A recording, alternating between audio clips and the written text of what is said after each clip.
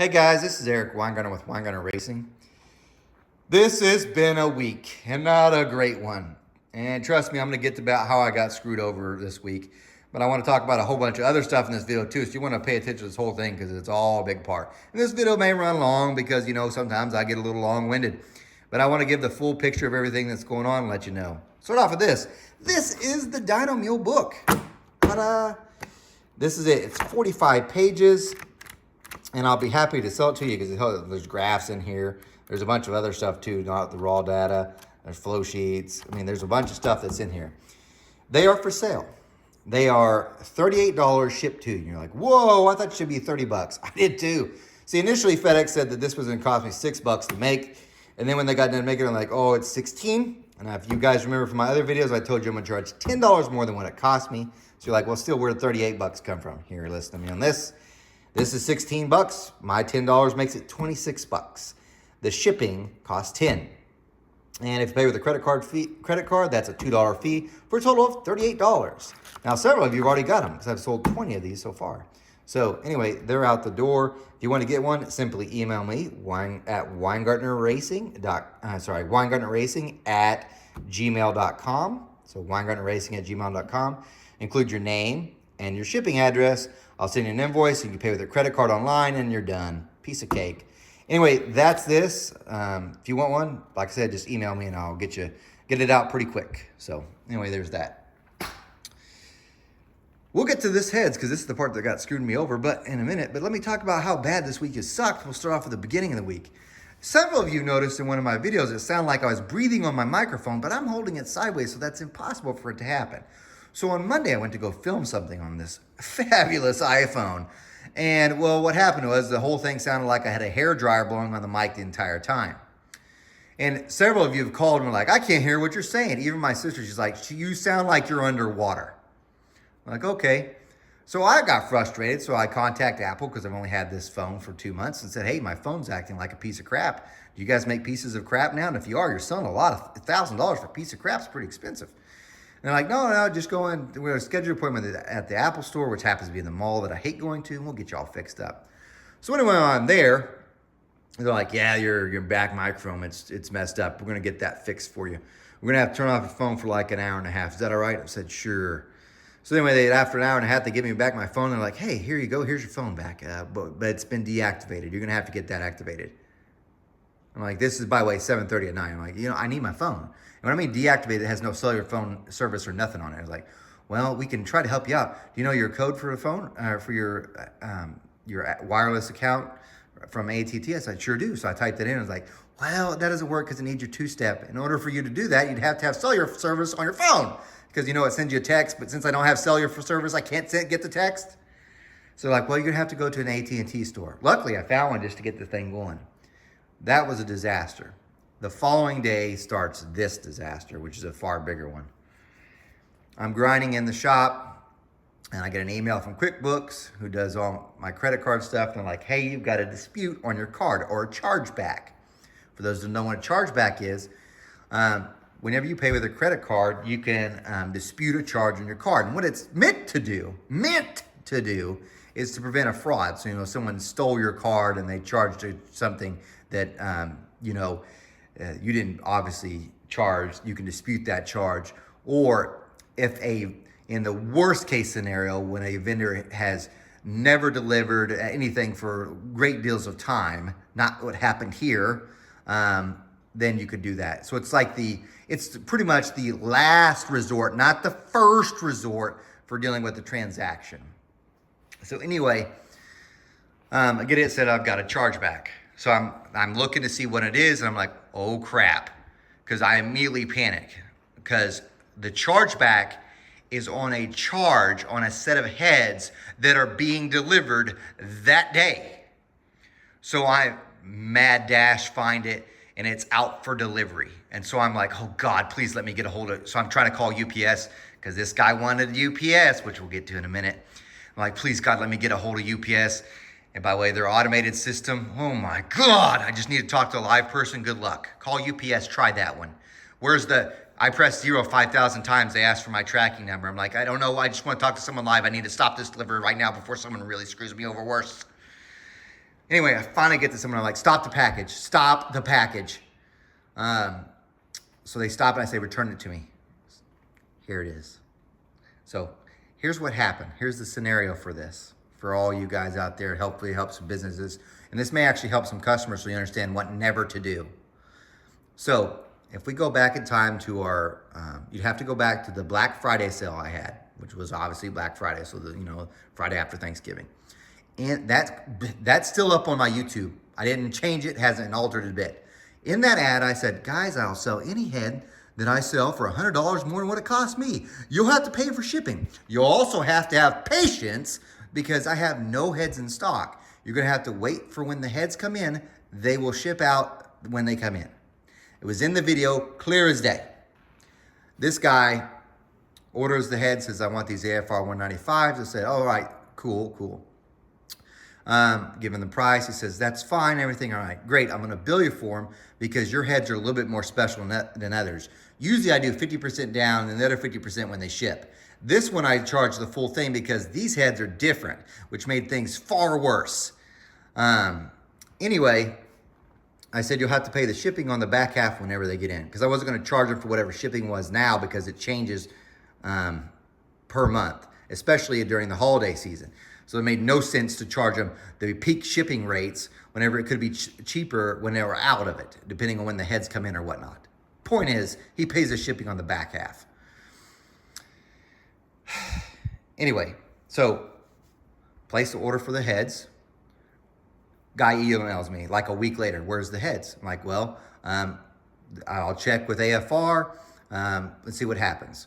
For those that don't know, calling companies to check on products is almost as bad as being punched in the face by Mike Tyson.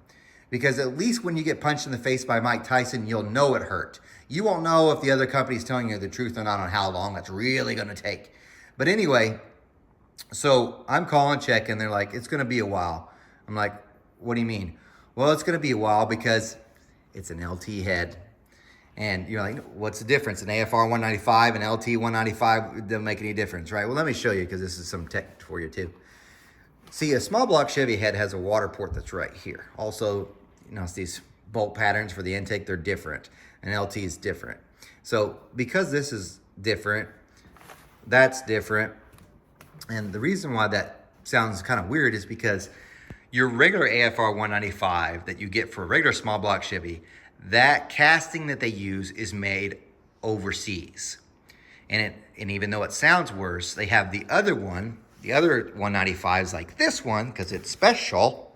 As I told him, this is a special head. This one's made by an American foundry. That American foundry has problems with certain heads. Not this one, but with other ones. What other heads you mean? This one. This is a big block Chevy AFR 265 head. This guy had it on order for a year. So he ordered for me, it took him a year to get. This guy is bugging the crap out of me after a month, even though I said specifically, when AFR tells me when they're coming in, I'll let you know. Still getting bugged. And trust me, there was many times where I was like, you know what, just refund his money and just cancel this order to get this with. It isn't worth the $100 of effort to call, get on the waiting time for 15 minutes for them to tell me they don't have any update. Anyway, because it's a American casting, they had those problems with the big block. They weren't really casting these heads. So if there's no castings, it can't make his heads. So anyway, it's taking a little while. Finally, they make the head. So I'm calling and I get an update because I'm calling to check on other orders too. And AFR says, good news. It's in the washroom right now. They're getting ready to assemble. I email the guy and say, hey, good news. AFR says they're really close to getting out. This is, by the way, like in end of January, because that's when I'm getting my update. So yeah, here we are, February 25th. So I got that update. A week later, I'm like, the heads are here. Tell me which way you want them shipped. And by the way, he's responding each one of these. Because when I say the heads are here, tell me which way you want them to be shipped. He's like, great, I never thought I'd see the heads. I would prefer if they were shipped for UPS. My response back was, I could ship them UPS, but they're literally double what the cost is to ship FedEx. And they are.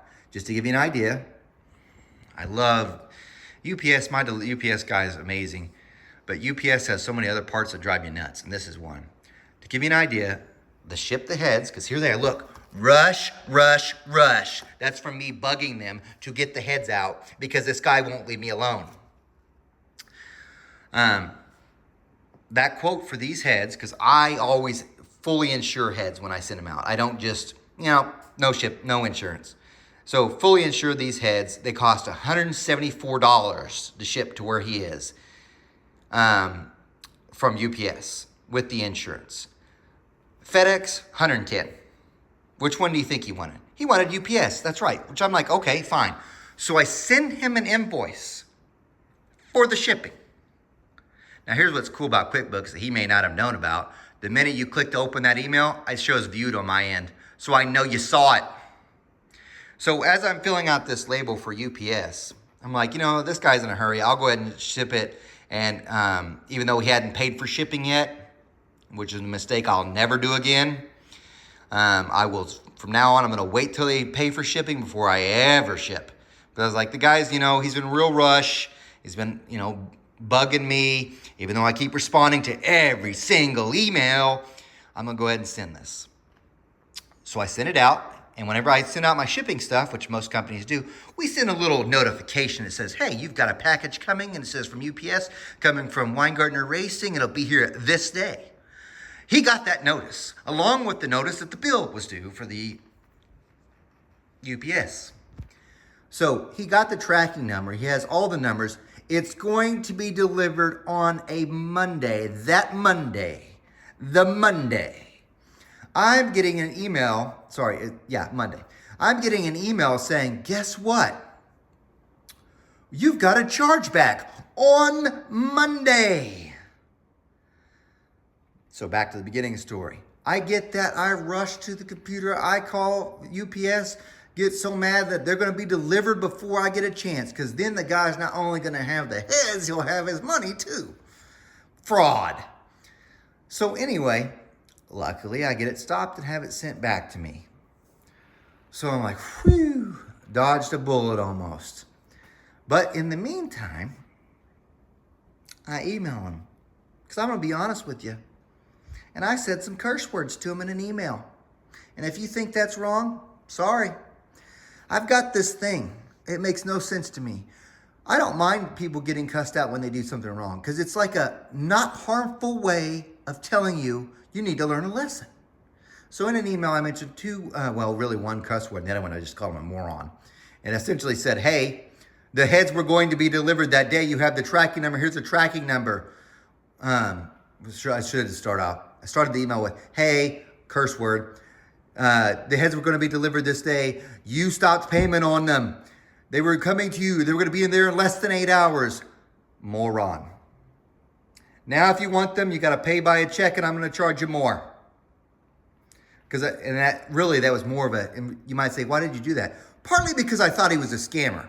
Because I've heard about people who will buy stuff from vendors, and then it gets delivered, and they dispute the charge on the card. The credit card company sides with them because they don't have any proof. Luckily, I did because I can't wait to tell that one. I'm going to get you there. But anyway, and they'll keep the product, and they get their money back. Fraud or theft, stealing. So I have no problem cussing at someone whenever they steal from someone. It'd be like someone breaking it. You watch someone break into your car, steal something out of your car, and while they're running away, you cuss at them. So then the police arrest that guy, and when he's getting up in front of the judge, he goes, you know what, I may have stole from that guy, but he called me a cuss word. And then he did a follow-up email and said, I can't believe you treat your customers that way. Here's a news flash for all you guys. Once you do a chargeback from any company, you're no longer a customer. Just saying. We don't want to do business with you. And by the way, here's a good business model for any of you. Somebody needs to come up with like an Angie's List for customers. So anybody who's ever done a chargeback can be on that list. So we can say, your name's on this chargeback list. I don't know if I trust you.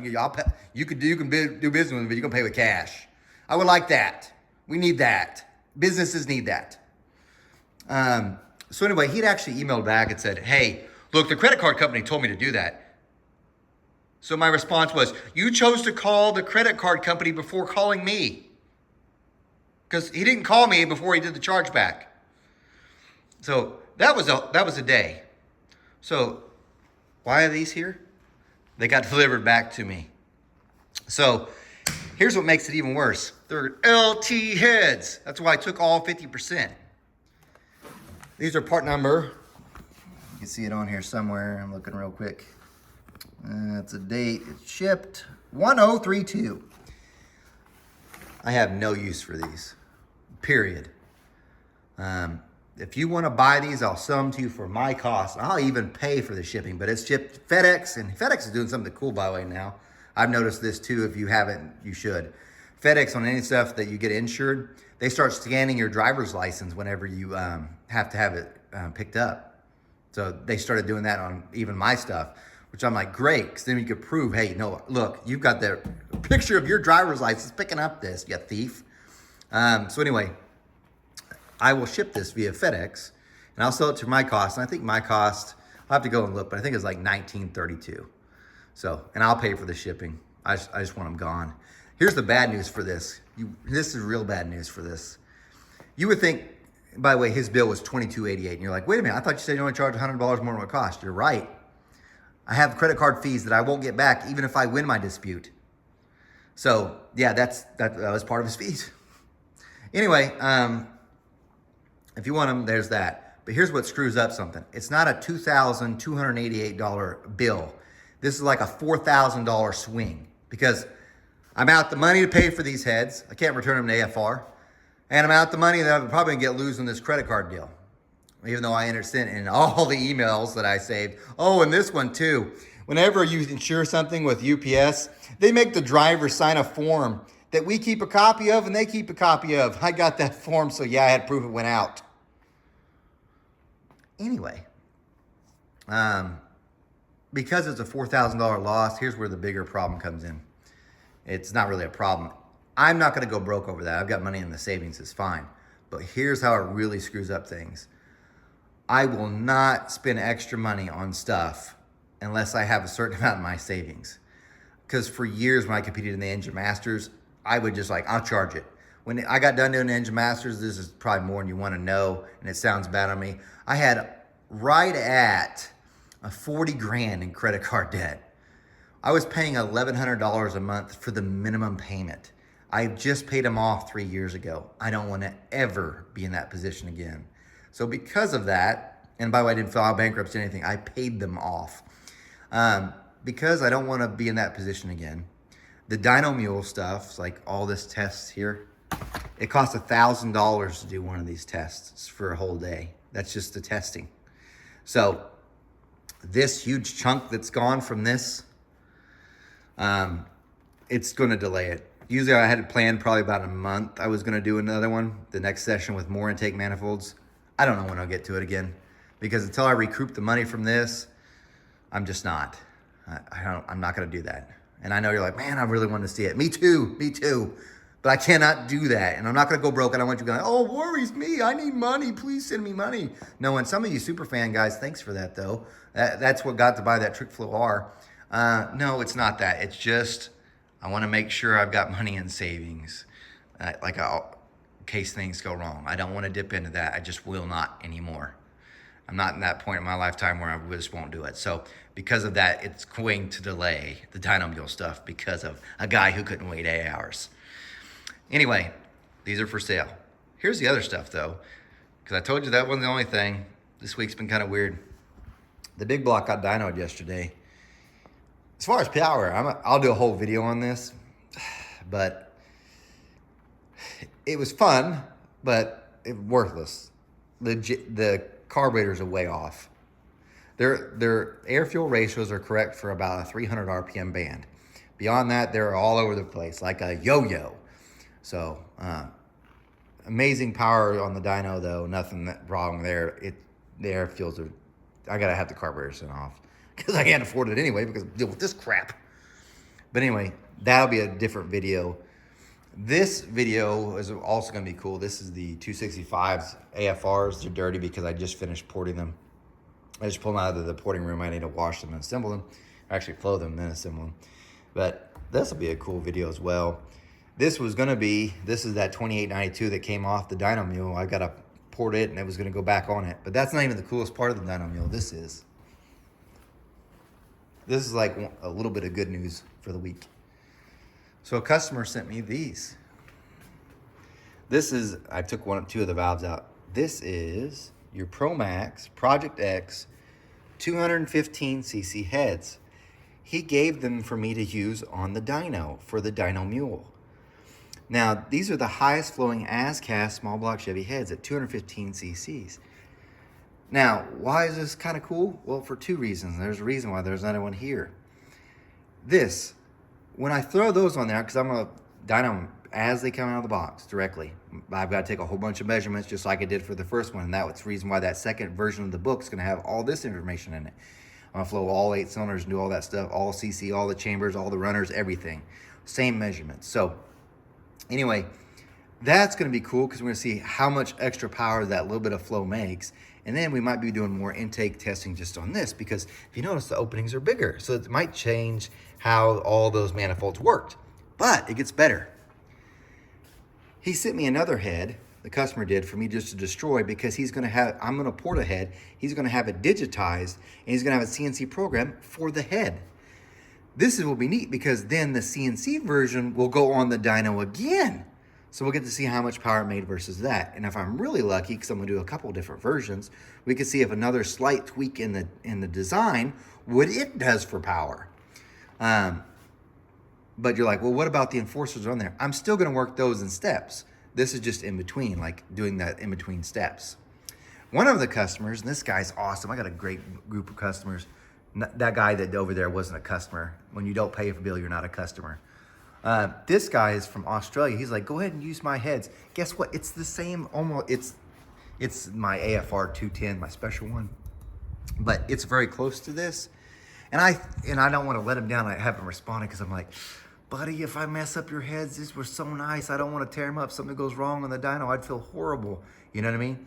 But I also need a rocker shaft system. But his are the D-port exhausts, and they're smaller. And I so want to try it and just leave it like it is, then open up the pinch and open up the exhaust port to see what it does. But man, that's going to take time. And since now, because I'm delayed, I probably won't be back on the dyno anyway to do intake manifold testing for like 2 more months. And then I'm going to do 2 rounds. So I got 1 more round of intake manifold, well, 2 more rounds of intake manifold testing. Then I'll be switching heads. So, and then there'll be more rounds of intake manifolds. So I don't even know when these heads would get done. So I don't want to make him wait forever. So, but anyway, that's sort of cool. So that's like the one highlight of the week. The rest of the stuff's been crap. And then I saw, here's something else on this. During the week, this has been like, man, just one more little thing just drive me nuts. I was reading through my comments and someone had posted about some other porter and he was saying some stuff and it was adding drama. And I know you're watching my videos. I'm not dogging you or nothing like that. But I was like, what is he talking about? So then I had to do research and I saw this other guy on Facebook had posted a picture of one of my ported manifolds on there. And inadvertently dogging me without dogging me. But so I was like, it's the reason why I hate Facebook. I truly hate Facebook, and I had been off of it. And I was like, I wish that guy hadn't posted this on my comments. And don't get mad about doing that. I get it. Because I was like, I don't want to see this crap. It's best if I never see this stuff. I don't want it. So all I want to stick around is my world of doing the head stuff and making things cool, not that crap. But it was like, man, at the same time, going through the chargebacks, my phone's working like a piece of crap. The engine does okay, but the carburetors are crap. And then I get one more little thing. It's like, The only benefit is my wife's kind of left me alone all week. So that's been great. And Bishop's doing good with his swimming. He's only got one more major swim meet, and that's next week. That one will be good. So anyway, there's your update. So 24 minutes, and you thought I was going to be 5 minutes long. Now, you might be asking yourself, though, if you're a business, one more quick question about this one. What can you do to avoid chargebacks? I have no idea, because I've been in business 15 years. I've been in business longer, officially for 15 years, taking credit cards as well. That's my first chargeback I've ever had. Because I always respond to my people. It might take me a couple days, but usually it's pretty quick. Here's for a note for any person who does businesses with other people. And here's what I think really is the cause. Many of you have never had a job that had to deal with a customer. You worked in a manufacturing job and you built things, or you did a white collar job and you just did that, but you never dealt directly with the customer.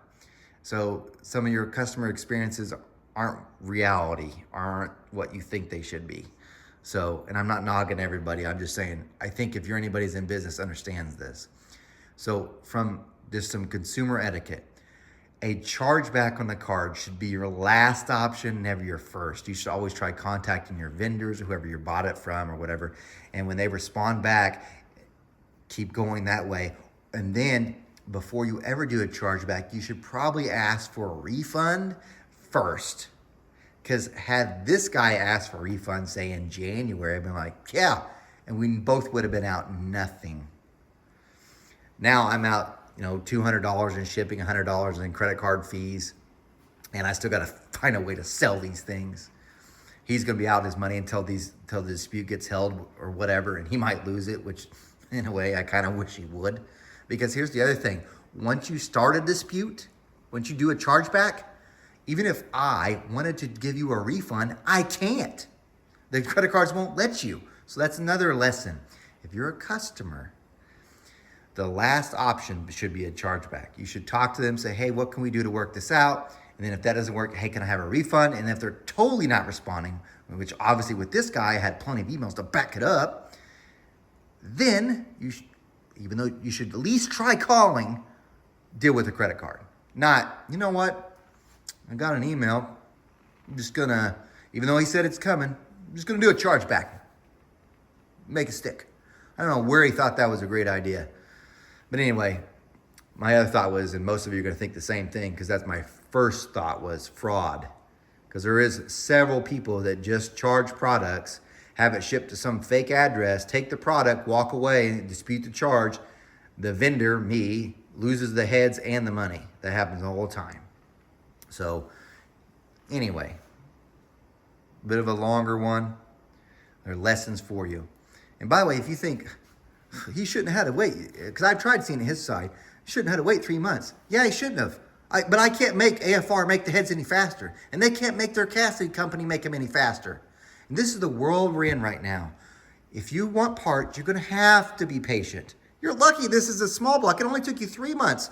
Go talk to some big block guys. Right now they're working 4 to 5 months just to get anything. Oh, you want to hear this one? Oh, I got for one more. I forgot this one happened today. Another customer of mine, great customer, super cool. I ordered back in September, a set of BR3 heads, which are LS3 heads. Today I get a call from that company saying, hey, we got your heads ready to ship out. I'm like, great, what's the PO? They tell me the PO, which is under the name of the customer, which, by the way, I'll get to in a minute. And they're like, okay. I'm like, all right, that's the customer's name. What heads are they? They said, they're 3 extras. Most of you don't understand what that problem is. I ordered a set of LS3 heads. I'm getting a set of big block heads for the customer.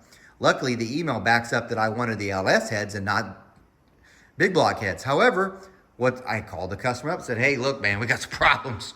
They're shipping out the wrong thing. So I kept them in the loop, and we're going to go from there, because it's not like that company could just pull them off the shelf. There's nothing on the shelf. Now he's just going to have to wait longer, and there's nothing any of us can do. So if you think that's bad, the 2 customers I have right now that are waiting the longest, there's one right now who I ordered his big block heads, the AFR 305s, in November of 21. November of 21. It is now February of 23 and the heads haven't been here. That's the longest I've ever waited for a set of heads, ever.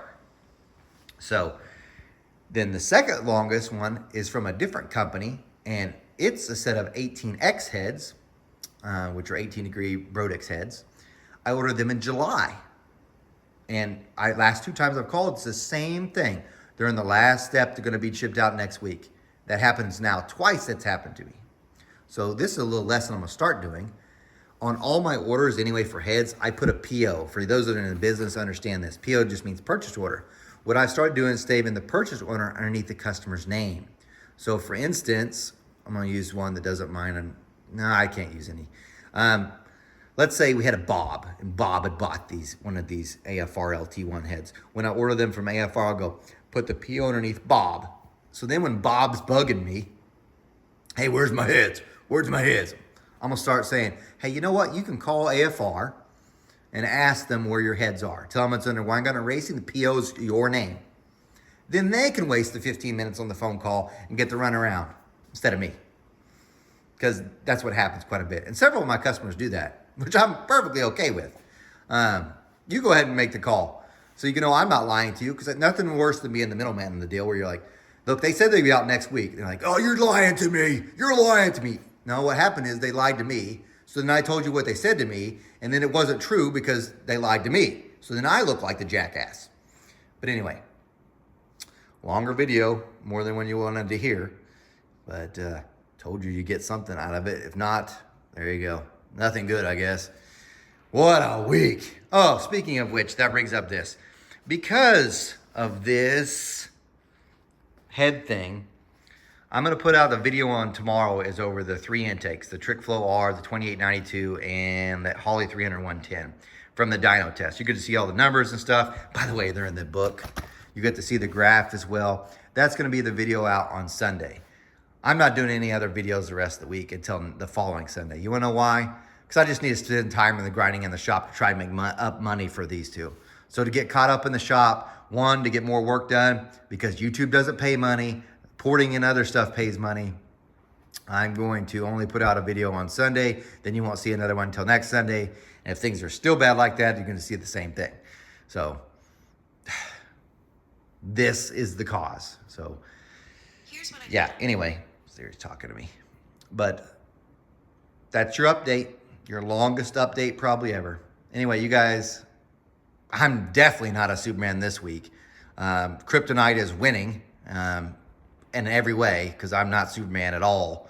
And it looks like Batman's killing Superman this week. But you guys, take care.